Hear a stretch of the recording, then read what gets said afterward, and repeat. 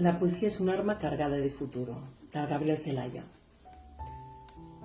Cuando ya nada se espera personalmente exaltante, mas se palpita y se sigue más acá de la conciencia, fieramente existiendo, ciegamente afirmando, como un pulso que golpea las tinieblas, cuando se miran de frente los vertiginosos ojos claros de la muerte, se dicen las verdades, las bárbaras, terribles, amorosas crueldades.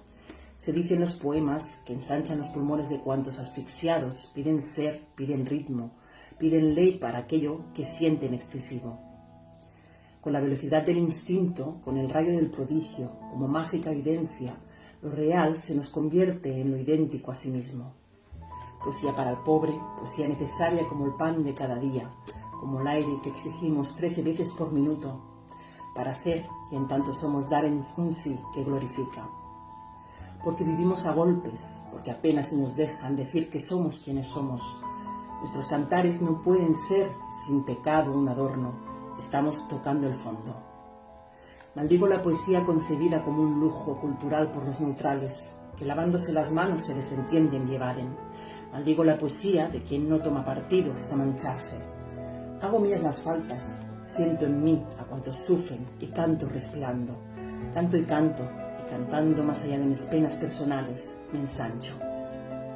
Quisiera daros vida, provocar nuevos actos, y calculo por eso con técnica que puedo. Me siento un ingeniero del verso y un obrero que trabaja con otros a España en sus aceros. Tal es mi poesía, poesía herramienta, a la vez que latido de lo unánimo y ciego. Tal es, arma cargada de futuro expansivo con que te apunto al pecho. No es una poesía gota a gota pensada, no es un bello producto, no es un fruto perfecto, es algo como el aire que todos respiramos, y es el canto que espacia cuanto dentro llevamos. Son palabras que todos repetimos sintiendo como nuestras, y vuelan, son más que lo mentado.